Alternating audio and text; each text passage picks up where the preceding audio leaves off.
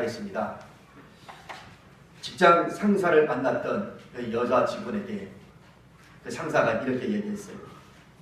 비스김은 예쁜 게 죄라면 아마 교수형일 거야. 깜짝 놀랐어요. 무슨 말씀이세요? 그랬더니 비스김 아버지는 말이야 도둑인가 봐. 예? 하늘의 아름다운 별을 훔쳐다 눈에 갖다 심었잖아. 할렐루야. 아멘. 오늘도 주님 안에서 여러분을 축복하고 사랑합니다. 자, 오늘 유머를 제가 이렇게 썼는데 좀 어땠어요? 듣기 좋았어요? 듣기 싫었어요? 저 사탄 말의 이야기였지만 그 싫지는 않지요? 사람을 이렇게 같은 말을 해도 기분 좋게 말을 하는 사람이 있는가 하면 같은 말을 해도 기분 나쁘게 얘기하는 사람이 있단 말이에요. 이게 남을 칭찬해 주는 것은요, 그것이 빈말일지라도 기분 나쁘진 않아요. 그렇죠? 그리고 오늘 이 시간 옆에 늘상 보는 사람이지만 옆에 사람하고 한번 뭐라도 좋으니까 옷을 보고 오늘 참 옷을 예쁘게 입었네 하든지, 아니면 머리 스타일이 오늘 너무 멋있네요 하든지, 아니면 얼굴 표정이 너무 환하고 좋네요 하든지, 뭐라도 좋으니까 한마디 한번 칭찬 한번 해보십시오. 한번 해봅시다. 시작. 한마디만.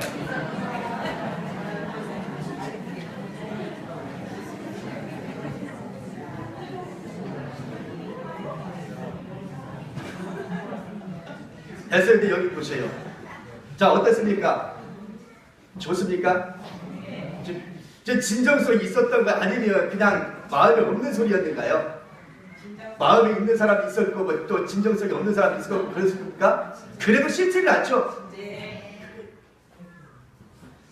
오늘 저 여러분이 살아가고 있다는 대한민국입니다. 대한민국 국민으로 우리는 살아갑니다.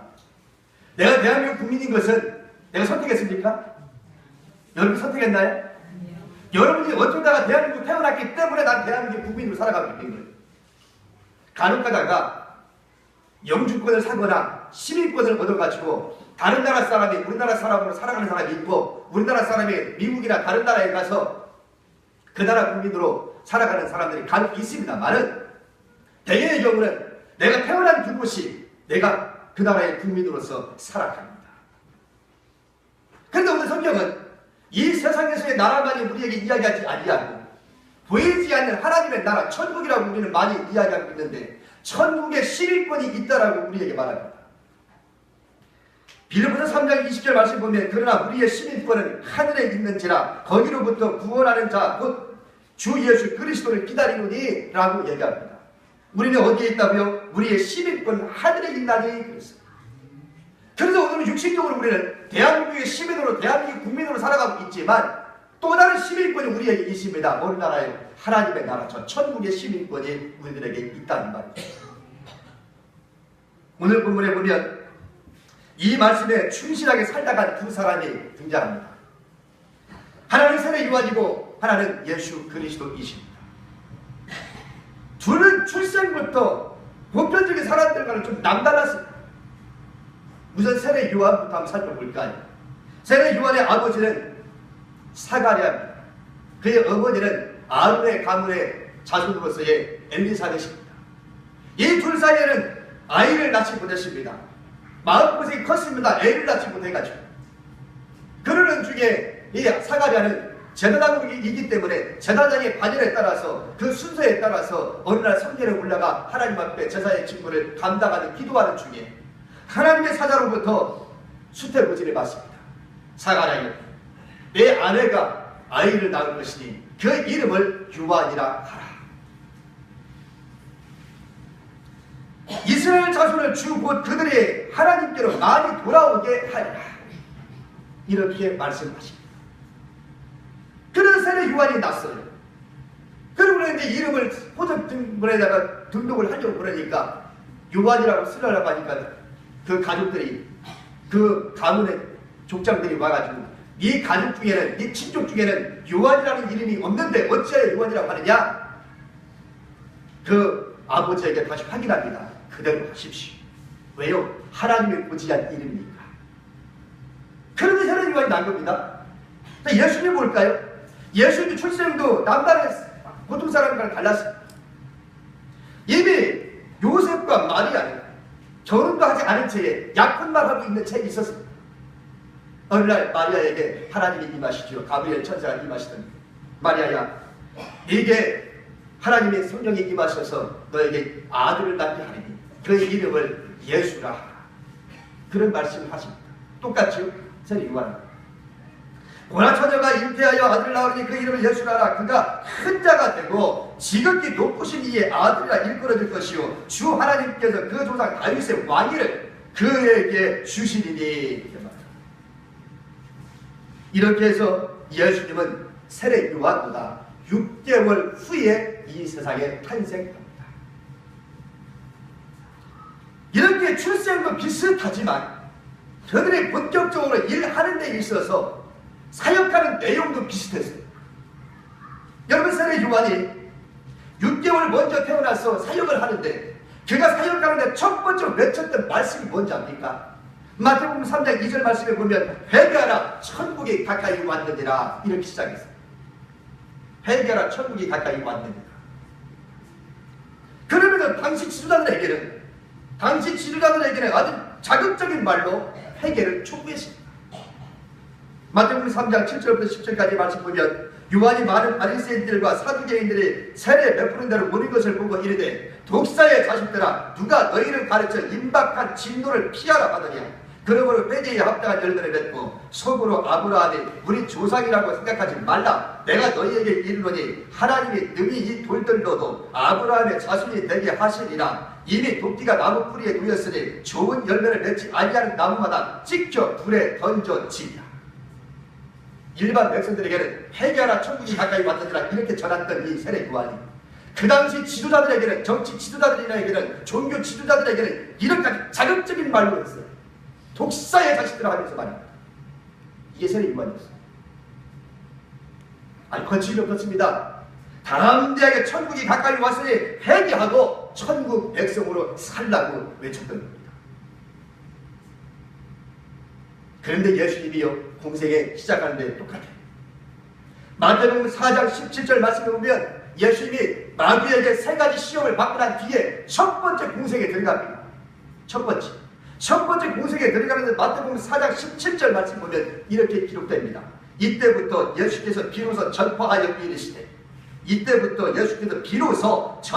이르시되 회개하라 천국이 가까이 왔느니라. 똑같죠? 세례 요한하고 토시아랑 안 틀립니다.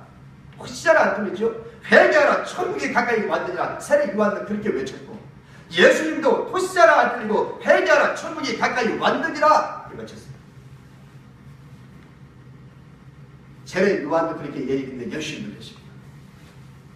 그리고 세례 요한만 그런 것이 아니라 예수님도 당시 종교 지도자들, 바리새인들과 서기관들과 사두개인들, 당시 정치 지도자들에게는 아주 신랄하게 비판합니다. 화 있을지. 바리새인들이 얼마나 신랄하게 외쳤는지 몰라요. 우리 예수님의 살면서 계속해서 이 바리새인들과 당시 지도자들에게 대립당을 세웠습니다. 예수님은 뭐 대립당을 입으로 세우기 위해 세웠나요? 천국 백성으로서 살려면 너희들이 회개치 아니하면 천국 백성이 없다. 이런 말씀의 취지로 설명을 했고 말씀을 외쳤는데 저희들이 그 말씀 들을 때마다 가진 자들은, 정치 지도자들은 마음에 찢겼어요. 마음이 괴로웠어요. 그래서 언제나 예수님과 완전히 맨날 대립각을 세우다가 급기야는 예수님을 십자가에 못 박게 됩니다. 예수님 잘못해서 십자가 못 박았나요? 예수님은 벌받은 죄가 있었습니까? 죽일 죄가 있었나요? 빌라도마저도 예수님이 사실 죄가 없어서 살려주려고 그랬습니다. 그런데 누가 죽였습니까? 당시 정치 지도자들이 십자가에 못 박으시오, 십자가에 못 박으시오. 그래서 죽였어요. 자기들이 마음에 끌리는 게 있습니까? 마음에 찔리는 게 있습니까? 예수님도 그랬습니다. 세례 요한도 그랬습니다. 똑같아요. 예수님이 거룩만 하고 다니지 않았습니다. 그저 그냥 복음만 예수님도 천국 가라고 그 말만 전한 게 아니었습니다. 세례 요한도 마찬가지입니다. 지금까지 세례 요한과 예수님을 이렇게 좀 비교해봤습니다. 출생도 비슷하고 전하는 말씀도 비슷했어요. 왜 내가 이렇게 비교를 좀 했느냐면 오늘 우리의 요한과 이 예수님의 관계를 너무 종교적인 것만 가지고 보지 말자는 거예요. 네? 우리는 너무나 이 세례 요한과 예수님을 종교적인 내용으로 포장을 해가지고 맨날 그렇게 바라보니까 진짜 인간적으로서의 본래 모습을 우리가 보지 못하고 넘어갈 때가 얼마나 많은지 몰라요. 때로는요, 이 포장을 다 뜯어내고 있는 모습 그대로를 볼 수도 있어야 합니다. 그래야 진실이 보이기 때문에 그렇습니다. 여러분, 이 세상 역시 마찬가지예요. 겉으로 드러나 있는 것만 보고서 판단하지 마십시오. 진실과 진짜는 그 속에 감추어져 있습니다. 오늘 우리가 예수님과 세례 요한도 마찬가지입니다. 너무 종교적인 냄새만 가지고 보지 말자니까. 그런 측면에서 오늘 제가 여러분 주부에다가 부역국가 실으면서 옆에 보면 예고 하나 실어놨죠. 예고 하나. 부역국가의 주부에. 그렇죠? 거기 그렇게 되어 있습니다. 천재로 불리던 한 소년이 있었습니다. 그의 인생은 항상 오르막길이었습니다. 그는 주위의 기대대로 하버드 대학교의 교수가 되었고, 그를 만나기 위해서는 수많은 사람들이 모여들었습니다. 그의 인생은 오직 성공과 성취로 장식되었습니다. 그러던 어느 날 그가 폭탄 선언을 했습니다. 나는 이제부터 교수직을 포기하겠습니다. 이제 전바가 시설에 들어가 새로운 인생을 살아갈 것입니다. 사람들이 그에게 물었습니다. 그 많은 명예와 보수를 왜 버리려고 합니까? 차라리 후학을 양성하십시오. 그러나 그는 이렇게 대답했습니다. 오르막길 인생에서는 성공과 칭찬에 가려 예수님이 보이지 않았습니다. 이제 낮은 곳에서 예수님을 만날 것입니다. 그는 인생의 말년을 메가추세추 전바가 시설에서 장애인들의 용변, 식사, 목욕 등의 일을 하는데 보내고 소천했습니다. 이 사람이 바로 상처 입은 치유자의 저자 헨리 나우엔입니다. 제가 오늘 이 말씀을 지금 주비에 심놓고 다시 한번 지금 언급하고 있는데, 여기 아주 중요한 말이 하나 나와요. 오르막길 인생에서는 성공과 칭찬에 가려져서 예수님이 보이지 않았습니다. 언제나 많은 사람들이 박수갈채를 받았고, 많은 사람들한테 존경합니다, 좋습니다, 훌륭하십니다, 대단하십니다, 이런 이야기를 듣다 보니까 어느덧 나만 이름만 올라가 있지 예수님은 내 안에서 없어지고 없어요. 내 안에 예수님이 없으면 내 삶 속에 예수님이 없는 거예요. 그래서 그 하버드 대학 교수였던 이 사람이 교수직을 그만두겠다고 선언한 겁니다. 내 교수직이 뭐가 중요하냐? 그 교수를 하면서 얼마나 많은 부와 명예를 한 몸에 걸머쥐고 있는데, 이렇게 하다가 보니까 내 속에 예수님이 없더라는 거지. 내 삶 속에 예수님이 보이지 않았더라는 거지.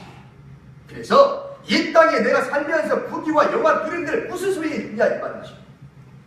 내 속에 예수가 없으면 다 소용없는 짓이다. 그래서 그는 다 교수직도 포기하고 가진 명예와 부도 다 포기하고, 이제는 내가 전바가 잘 환자들만 있는 전박 시설에 올라가서 거기에서 그들을 내가 섬기면서 내가 살리라. 그 속에서 예수를 내가 만나라.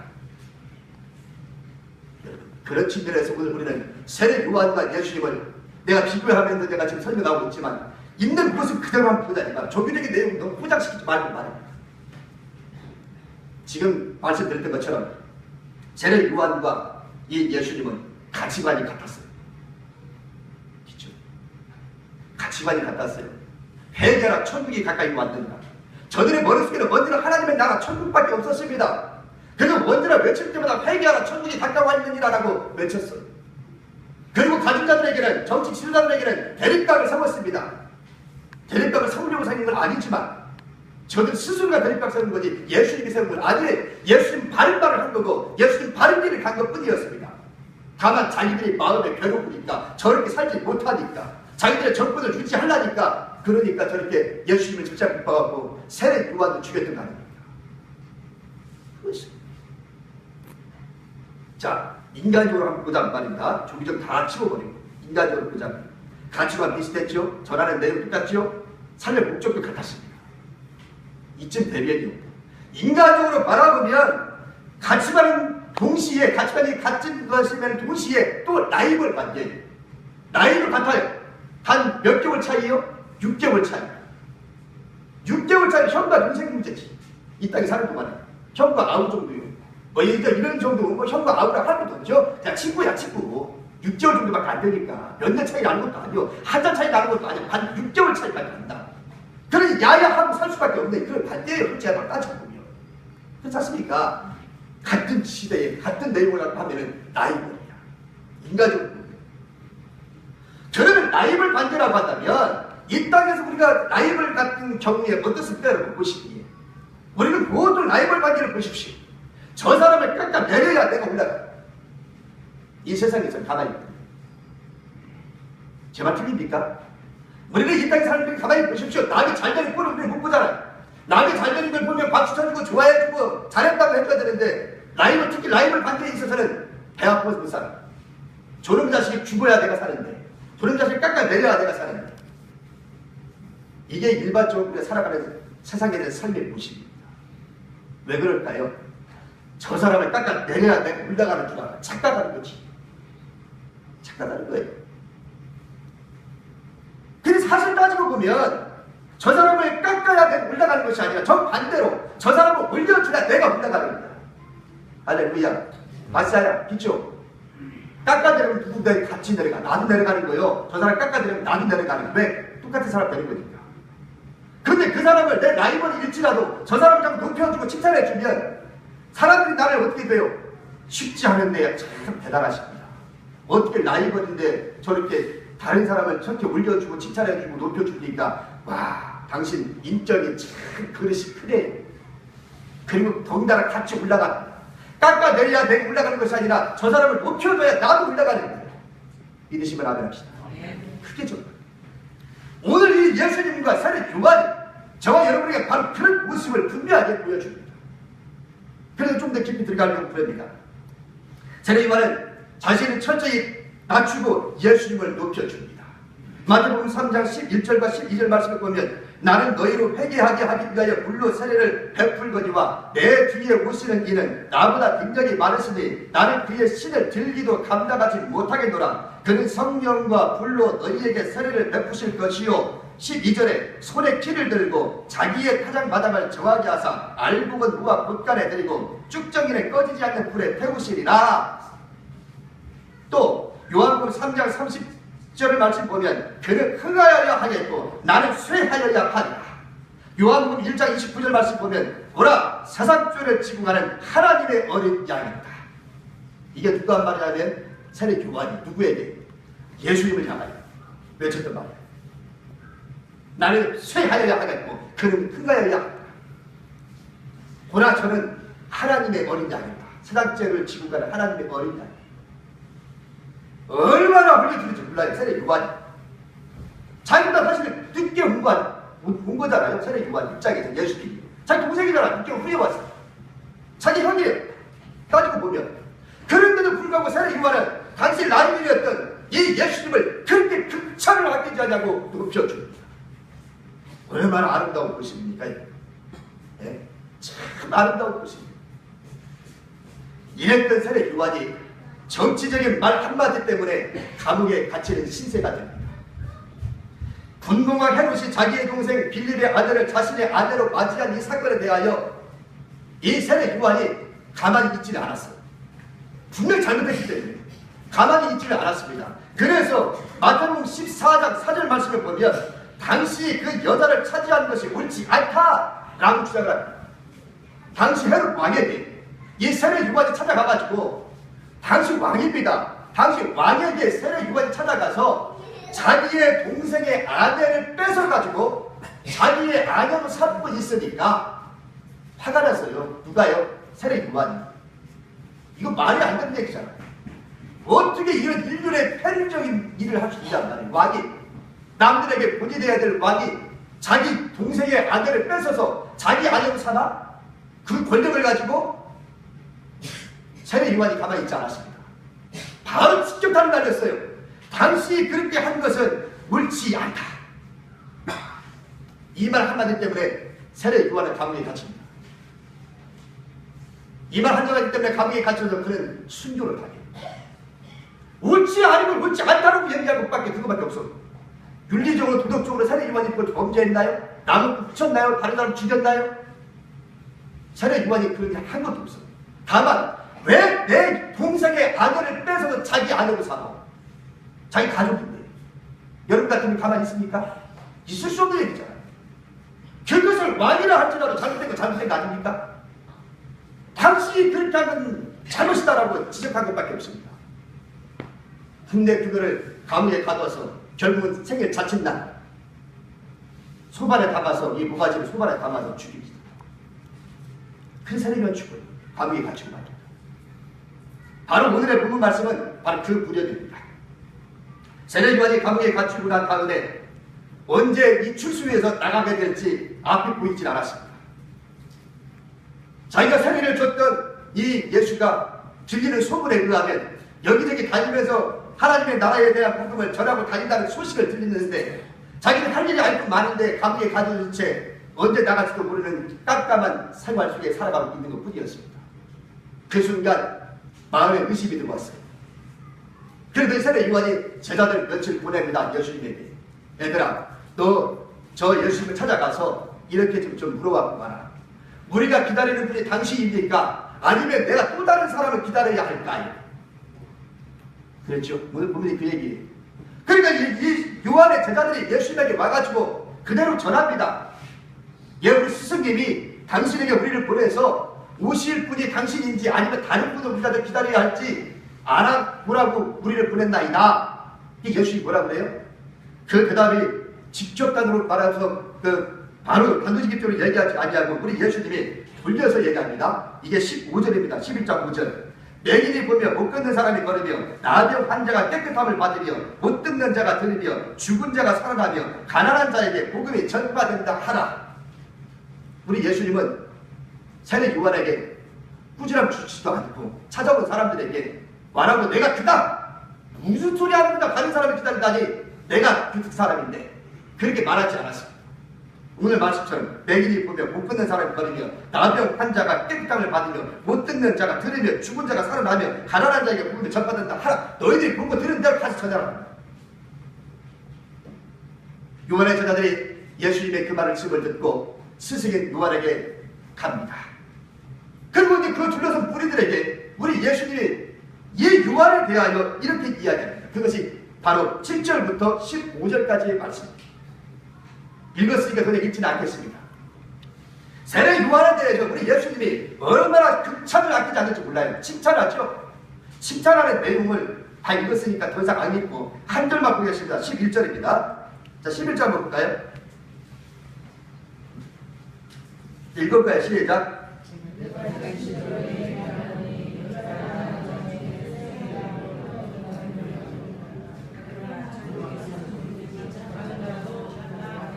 다음에 자 여기 분명히 그렇게 말하죠. 진실로 말하노니 여자가 낳은 자 중에 세례 요한보다 더 큰 사람이 없다. 우리 예수님이 요한의 제자들을 보내놓고 난 다음에 거기 둘러서 무리들을 향하여 너희들이 광야에 왜 나갔더냐? 이들 왜 선지자를 보냈더냐? 아니면 왕국의 부드러운 옷을 입은 자들을 보내고 나갔더냐? 이렇게 이야기하면서 왜 나갔니? 선지자를 보내느냐? 옳다. 선지자보다 더 큰 위대한 사람을 내가 소개하리라. 그가 누구라고요? 세례 요한이라. 그러면서 아끼지 않기를 뭐라고 이야기합니까? 여자가 낳은 자 중에 요한보다 큰 사람이 없느니라 얘기합니다. 나는 이 말씀을요 읽고 또 읽고 읽고 또 읽고 묵상하고 또 묵상하고 그랬습니다. 왜냐하면 우리 예수님이 너무 지나친 처사가 아닌가 싶었어요. 괜찮아요? 너무 지나친 언사가 아닌가 싶었습니다. 그렇지가 말이에요. 여러분 생각해 보세요. 이 땅에 여자를 통해서 낳지 않은 사람 있나요? 여기 계신 여러분 모두가 다 여자의 몸에서 태어났습니다. 구약부터 시작해서 지금까지 수없이 지구상에 수많은 사람들, 역사 과거에서부터 지금 현대에 이르기까지. 그런데 우리 예수님이 뭐라고 했냐면 여자가 낳은 자 중에 요한보다 더 큰 이가 없다라고 이야기합니다.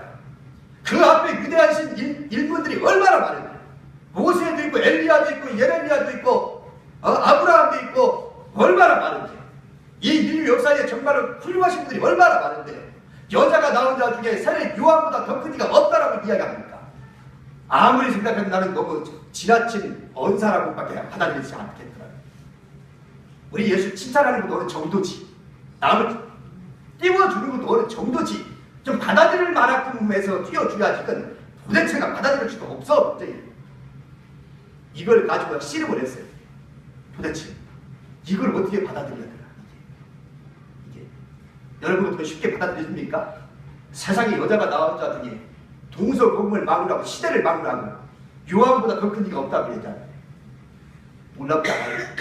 그런데요, 그 뒤에 이어서 뭐라고 이야기하냐면 이렇게 얘기해요. 바로 이어서 읽어볼까요? 자, 바로 이어서 뭐라고 이야기합니까? 그러나 천국에서는 극히 작은 자라도 그보다 크니라. 도대체 이것도 무슨 말이고 이건? 여자가 낳은 자 중에 세례 요한보다 더 큰 이가 없다라고 이야기해놓고서 가장 위대한 인물이라고 우리 예수님께 띄워놓고 난 다음에 그러나 해놓고 천국에서는 이런 요한보다도 천국에서 요한 특히 작은 자라도 심히 작은 자라도 요한보다 크다라고 얘기해요. 그렇다면 여러분, 여기 계신 여러분 모두가 다, 나를 비롯해서 여기 계신 여러분 모두가 다 세례 요한보다 더 큰 인물이 될 수 있다는 얘기예요. 믿으시는 분만 아멘 하십시오. 아멘 안 하는 사람은 꼬집어지고 사십시오. 이게 얼마나 위대한 말씀이냐면 생각. 여자가 낳은 자 중에 세례 요한보다 큰 사람이 없는데 천국에서는 지극히 작은 자가 이런 세례 요한보다 더 크게. 이 말이 뭘까요? 저는 묵상하면서 세 가지를 발견했어요. 세 가지. 도대체 예수님이 하신 이 말씀의 뜻이 뭘까? 세 가지를 발견했는데 길게 설명 안 하려고 오늘 3,40분 있어서 짤막하게 얘기하고 넘어갈게요. 첫 번째는요. 첫 번째 어디를 보냐면 10절 말씀 보겠습니다. 10절.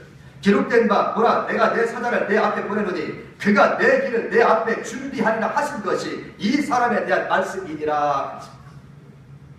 여러분, 왜 예수님께서 이렇게까지 이야기하고 있느냐? 다른 것 때문이 아니야. 단 한 가지야.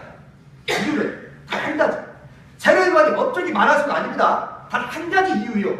그 이유가 뭐냐? 예수님의 길을 준비했다.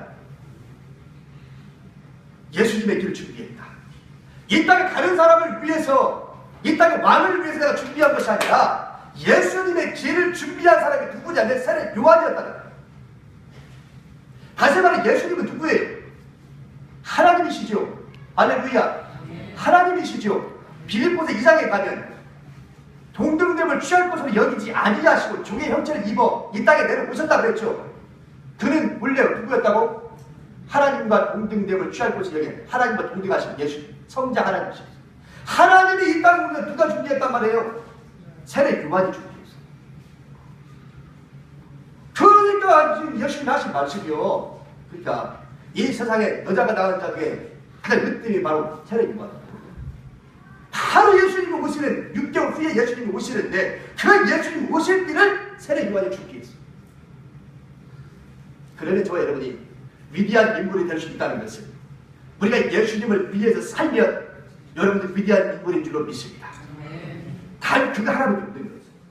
만일 세례 요한이 예수님을 위해 살지 아니하고 자신의 부귀와 영화를 위해 살았다면 우리 예수님에게 이와 같은 엄청난 칭찬을 듣지 못했을 겁니다. 그렇지 않습니까? 그런데 다른 업적은 없어. 예수님의 길을 미리 준비한 것밖에. 그런데 예수님이 여자가 낳은 자 중에 세례 요한만큼 큰 사람이 없다는 얘기합니다. 그래 이제 저와 여러분이 희망이 있는데 여기 계신 여러분 모두가 다 이제는 나를 위해 살지 아니하고 예수님을 위해서 살 수 있다면 여러분들 위대한 인물로 하나님 칭찬을 아끼지 않을 거라고 믿습니다. 그 다음 두 번째는 많이 없으니까 두 번째로 보겠습니다. 12절 말씀 봅니다. 세례 요한의 때부터 지금까지 천국은 침노를 당하니 침노하는 자를 빼앗느니라. 정말 이 말씀을 이해할 수도 어려웠어요. 내가 영어 성경도 보고 다른 번역서도 쭉 봤습니다. 이 말씀을 어떻게 번역을 했을까? 이 번역 부분의 이 말씀 아무리 찾아봐도 도대체 내가 원하는 답이 나오진 않아요. 세례 요한의 때부터 지금까지 천국은 침노를 당하니 침노하는 자를 빼앗느니라. 그럼 이렇게 질문해 봅시다. 구약의 아브라함부터 시작해서 모세부터 시작해서 많은 선지자들이 천국에 대한 이야기 했어요, 안 했어요? 했죠. 하나님의 나라에 대한 얘기 했어요, 안 했어요? 했어요. 안 했나요? 제가 좀 지어낸 얘기입니까? 했어요. 하나님의 나라에 대해서 얼마나 많은 얘기했는데 세례 요한이 처음 얘기한 겁니까? 아닙니다, 여러분. 세례 요한이 처음 얘기한 거 아니에요. 성경 전체가 하나님의 나라 얘기가 얼마나 많이 나오는데. 그런데 오늘 얘기할 때 세례 요한의 때부터 천국은 침노를 당한다. 이 무슨 말일까요? 이 의미는요, 물론 구약부터 많은 선지자들이 하나님의 나라에 대한 이야기를 했지만 그 율법 가지고 천국에 갈 수 없어요. 있습니까 여러분? 누구만이 우리가 구원받을 수 있는 길이에요? 오직 예수만. 그래서 사도행전 4장 12절 말씀을 보면 다른 이로서는 구원을 받을 수 없나니 천하 사람 중에 구원을 받을 만한 다른 이름을 우리에게 주신 일이 없음이라 하였더라 그랬습니다. 천국에 대한 이야기 과거에 많이 했지만 구약은 뭐라고 그러니까 좀 더 나오겠습니다. 율법이라고 그러죠. 율법으로 내가 행함으로 율법으로 구원받을 수 있어요 없어요? 없어요. 이게 사도 바울이 평생 살았던 거 아닙니까? 맞죠? 평생 유대인들과 싸웠던 게 이 부분 때문에 싸운 거잖아요. 바울이 율법과 복음 문제. 그겁니다. 근데 세례 요한은 바로 세례 요한은 바로 예수 그리스도를 소개했고 예수님의 길을 준비했던 사람이에요. 그러니 예수만이 우리의 구원자이시다 하는 것을 이야기한 거기 때문에 세례 요한이 그 일을 한 겁니다. 그 일. 그러니 여자가 나온 것이 최고라고 했다. 그래서 세례 요한 때부터 천국은 침노를 합니다. 또 마지막 세 번째 보면 13절 말씀입니다. 13절 볼까요? 모든 선지자와 율법에 예언한 것은 요한까지니. 여러분 참 이것도 기가 막힌 얘기예요. 보세요. 모든 선지자와 율법에 누구까지요? 요한까지. 짧게 설명할게. 보세요. 성경은 구약과 신약으로 나누어집니다. 맞죠? 구약과 신약으로 나누어집니다. 구약은 보통 뭐로 되어 있어요? 율법과 선지서로 되어 있습니다. 아셨죠? 물론 더 자세히 넘어가면 뭐 대선지서, 소선지서 쭉 나오지만 크게 두 가지로요. 율법과 선지서예요. 그 다음 신약은요. 뭐라고 되어 있죠? 복음서와 서신서로 되어 있습니다. 그렇죠? 편지, 복음서, 사태, 마타이, 마가, 누가복음 이렇게 해서 복음서와 서신서로 되어 있습니다. 신약. 자, 그러면 보세요. 시대를 좀 나눠볼까요? 기원 전과 기원 후를 누구를 기점으로 나누어지죠? 예수님을 기점으로 나누어지죠? 예수님을 기점으로 해서 그 전에는 기원 전이라고 그러고, 그리고 그 후에는 뭐라고 그래요? 서기라고 해서 기원 후라고 얘기해요. 나누어지죠? 근데 그 시대에 나누어지는 것을 누구로부터 시작한다라고 하는 얘기예요. 지금 여기서 예수님이 지금 모든 선지서와 율법에 예언한 것 요한까지니라고 해요. 요한이 마무리야. 과거 시대와 현 시대를 구분 짓는 사람 중심이 누가 있냐면 요한이 있다. 요한. 세례 요한이.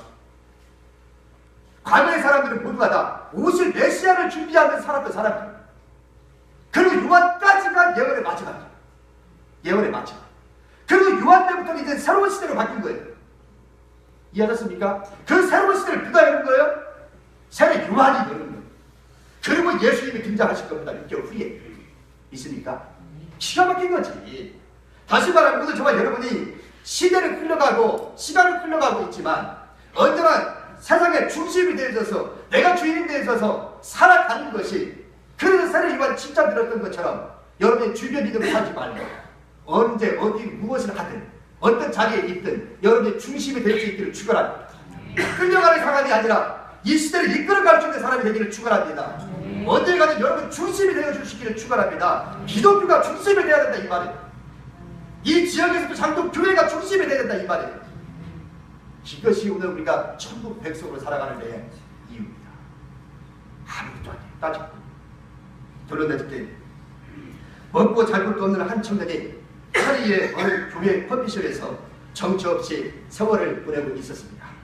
당장 먹고 살 길이 막막했던 형편이었기 때문에 옷을 살 수가 없어서, 옷 살 돈이 없어서 이 사람은 빨가벗고 다닐 수는 없기에 자기가 손수 내가 입을 옷을 만들어서 입고 거리에 나왔습니다.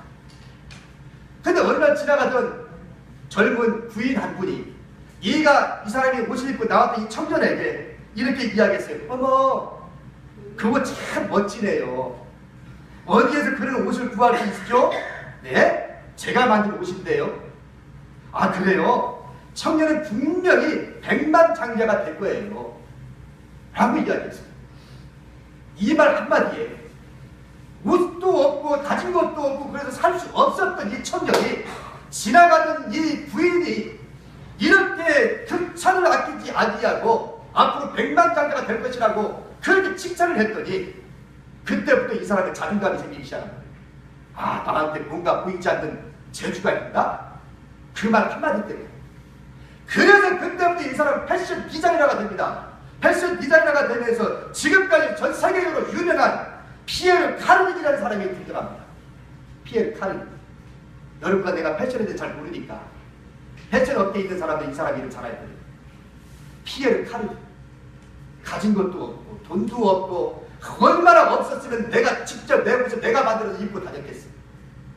근데 지나가던 이름 모를 한 부인이 얼마나 멋진 옷을 입었는지 어머 멋지네요. 그 말 한마디 때문에 당신의 백만장자가 될 거라고 그 말 한마디 때문에 세계적인 유명한 사람이 됩니다. 나한테 알지 못했던 숨은 능력이 나한테 있었구나. 그 스스로 자긍심을 가지고 말합니다. 오늘 여러분 요한과 예수님을 좀 살펴봤습니다. 가치관도 같았고 그러면서 동시에 나이를 반대 예수님일 수밖에 없었는데도 불구하고 둘은 서로가 칭찬을 아끼지 않았습니다. 어떤 부분든지 깎아내리지 않았습니다. 요한도 예수님을 깎아내리지 않았고 예수님도 요한을 깎아내리지 않았습니다. 서로 높여졌습니다. 서로 높여졌습니다. 이것이 바로 천국 백성이 살아가야 될 삶의 모습인 줄 믿습니다. 오늘 저와 여러분이 예수님을 믿는다면 이런 천국 백성으로 살아가야 하지 않겠습니까?